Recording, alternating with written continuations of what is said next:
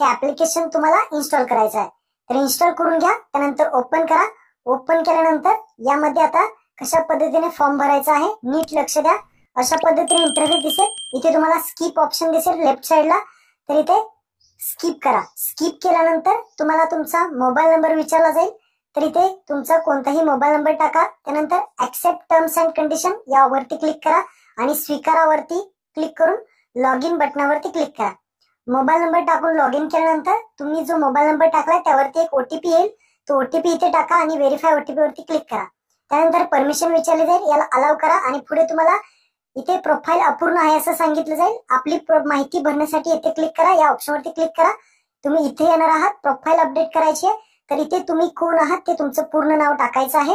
पूर्ण नाव टाकल्यानंतर तुमचा ईमेल आयडी असेल तर टाका, नाहीतर नका टाकू. त्यानंतर जिल्हा विचारला जाईल. तर तुम्ही आता जिथे राहता तो जिल्हा, त्यानंतर तालुका आणि त्यानंतर नारी शक्ती टाईप विचारलाय. म्हणजे तुम्ही कोण आहात, सामान्य महिला आहात का, इथे सीआरपी व्यक्ती आहात, बचत गट अध्यक्ष, बचत गट सचिव, बचत गट तसेच सदस्य, गृहिणी आहात का, अंगणवाडी सेविका, ग्रामसेवक, वार्ड अधिकारी, सेतू, तुम्ही कोण आहात हे विचारलं जाईल. तर तुम्ही जे असेल ते तुम्ही इथे सिलेक्ट करा आणि अपडेट करा.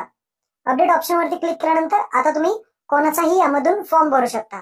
आता फॉर्म भरण्यासाठी तुम्हाला इथे लेफ्ट साइडला पहिलं ऑप्शन आहे नारी शक्ती दूत, या होम पेज वरती यायचं आहे. त्यानंतर तुम्हाला मुख्यमंत्री माझी लाडकी बहीण योजना हा पहिला इथे ऑप्शन दिसेल. या पहिल्या ऑप्शन वरती क्लिक करायचं आहे आणि हा फॉर्म तुम्हाला आता ओपन होईल. फॉर्म ओपन झाल्यानंतर महत्वाची जी काही माहिती आहे ती नीट समजून घ्या.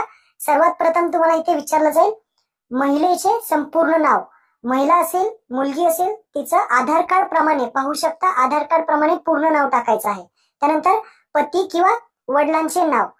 आता ज्या व्यक्तीचं लग्न नाही झालं ते इथे वडिलांचं नाव टाकतील आणि ज्यांचं लग्न झालंय ते पतीचं नाव टाकतील. त्यानंतर जन्मतारीख 21 ते 65 वय ज्यांचं आहे ते जन्मतारीख इथे सिलेक्ट करा. सिलेक्ट केल्यानंतर अर्जदाराचा पत्ता आणि इतर माहिती. आता इथे पहा अर्जदाराचा संपूर्ण पत्ता विचारलाय. म्हणजे आता तुम्ही जिथे स्थायिक आहेत, तुमच्या आधार कार्ड वरती वगैरे ऍड्रेस असेल, आता जो काही तुमचा करंट ऍड्रेस आहे तो पूर्ण पिनकोड सहित इथे टाकायचा आहे. अर्जदाराचा संपूर्ण पत्ता, कुठे राहता तो पिनकोड सहित टाका. त्यानंतर जन्माचे ठिकाण. आता जन्माचे ठिकाण म्हणजे जो अर्जदार महिला आहे त्या महिलेचा जन्म कुठे झाला ते ठिकाण. त्यानंतर महिलेचा तालुका असेल तो तालुका तुम्हाला इथे विचारला जाईल. तो तालुका जिथे जन्म झाला तिथे. त्यानंतर कोणत्या गावामध्ये जन्म झाला ते, कोणती ग्रामपंचायत किंवा नगरपंचायत नगरपालिका होती जिथे जन्म झाला ती माहिती द्यायची आहे. जिथे जन्म झाला ते पिनकोड. त्यानंतर मोबाईल क्रमांक टाकायचा आहे. महिलेचा मोबाईल नंबर टाकल्यानंतर आधार क्रमांक व्यवस्थित टाकून घ्या. आधार कार्ड वरती चेक करा. आधार क्रमांक एकदम महत्वाचा आहे. आधार नंबर टाकल्यानंतर खाली तुम्हाला शासनाच्या इतर विभागामार्फत जर तुम्ही आर्थिक योजनेचा लाभ घेत असेल कुठल्या, तर होय करायचे आणि लाभार्थ्याची जी काही रक्कम तुम्हाला मिळते 800 असेल, 1000 असेल, जी काही असेल ती टाकायची. जर रक्कम कोणत्याही पेन्शन योजनेची वगैरे कुठेही रक्कम भेटत नसेल तर नाही करायचंय, खाली यायचंय. आल्यानंतर वैवाहिक स्थिती विचारली जाईल. आता जी महिला किंवा मुलगी विवाहित आहे का अविवाहित आहे का काय आहे ते विचारलं जाईल. तर महिला अविवाहित असेल तर अविवाहित सिलेक्ट करा, विवाहित असेल तर विवाहित सिलेक्ट करा. समजा तुम्ही मुलीचा फॉर्म भरताय आणि अविवाहित सिलेक्ट केला, तर अविवाहित सिलेक्ट केल्यानंतर तुम्हाला लग्नापूर्वीचं नाव विचारेल.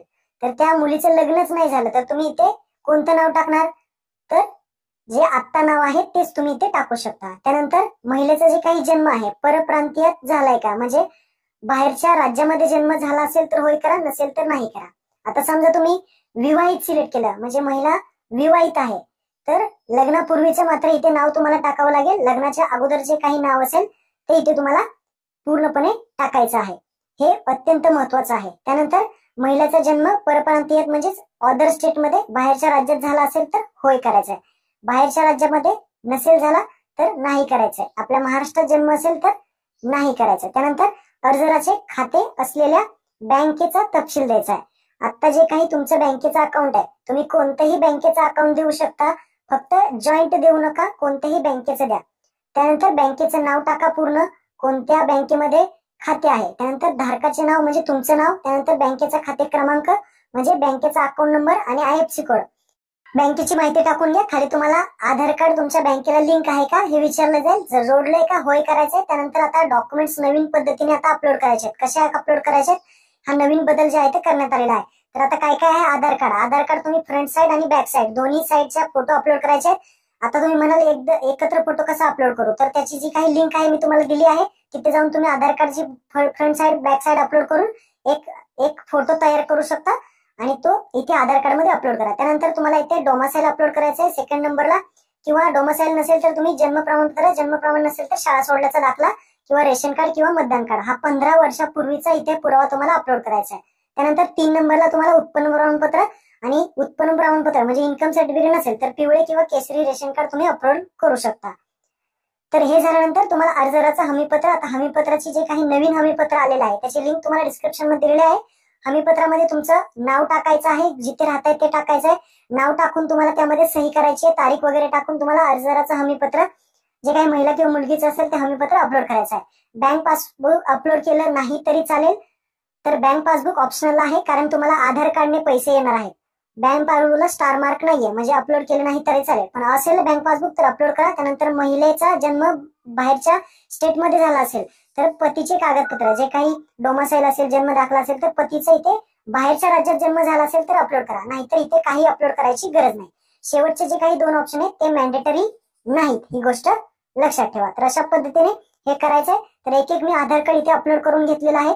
तसेच मी आता 15 वर्षापूर्वीचा जो काही पुरावा आहे तो सेकंड नंबरला इथे टाकलेला आहे.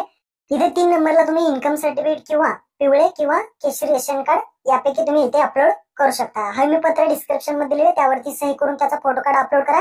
हे डॉक्युमेंट तुम्ही ओरिजिनल सुद्धा अपलोड करू शकता किंवा त्याची झेरॉक्स सुद्धा अपलोड करू शकता. हे डॉक्युमेंट 1 MB पर्यंत तुम्हाला अपलोड करायचे आहेत.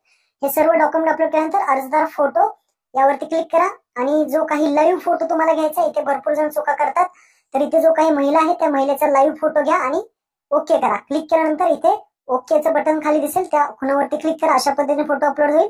त्यानंतर इथे जे काही हमीपत्र आहे ते हमीपत्राचं क्लिक करा आणि इथे द्यायचं आहे. त्यानंतर खाली जतन करा, माहिती जतन करा ऑप्शनवरती क्लिक करायचं आहे. क्लिक केल्यानंतर अशा पद्धतीने जी काही माहिती तुम्ही भरलेली आहे ती सर्व माहिती तुम्हाला इथे दिसेल. एकदा सगळी माहिती चेक करून घ्या आणि खाली तुम्हाला फॉर्म सबमिट करायचा एक ऑप्शन दिसेल, त्या फॉर्म सबमिट वरती क्लिक करा.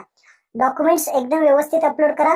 कोणकोणते डॉक्युमेंट्स तुम्ही अपलोड केले ते दाखवले जाईल. ओरिजिनल डॉक्युमेंट असतील तर ओरिजिनल डॉक्युमेंट अपलोड करा, झेरॉक्स असतील तर झेरॉक्स अपलोड करा. फक्त व्यवस्थित डॉक्युमेंट जे आहेत ते तुम्ही इथे अपलोड करायचे. 1 MB पर्यंत अपलोड करा आणि फ्रंट साइड रेशन कार्ड वापरत असाल, मतदान कार्ड इथे अपलोड करत असाल किंवा आधार कार्ड अपलोड करत असाल तर फ्रंट साइड आणि बॅक साइड दोन्ही अपलोड करायचे.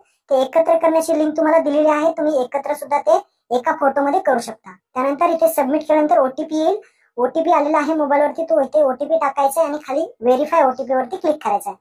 तर इथे आपण ओटीपी टाकून घेऊयात. ओटीपी इथे टाकला की व्हेरीफाय होईल आणि आपला जो फॉर्म आहे तो इथे सबमिट झालेला आहे. सर्वे हॅज बीन व्हेरीफाईड झाला. इथे तुम्ही अशा पद्धतीने अर्ज केलेला आहे तो इथे चेक करू शकता. आता जे काही स्टेटस आहे पेंडिंग आहे, काही दिवसाने हा फॉर्म चेक केला जाईल. डॉक्युमेंट्स बरोबर असतील तर तुमचा फॉर्म अप्रुव्हल मध्ये जाणार आहे. होम पेज वरती येऊन तुम्ही केलेले अर्ज यामध्ये जाऊन ज्या फॉर्मचे जे आहे ते स्टेटस सुद्धा चेक करू शकता. यानंतर हा जो फॉर्म आहे तो कुठेही जमा करायची गरज नाही, याचे काही आदेश आलेले नाही, फक्त ऑनलाईन फॉर्म भरायचा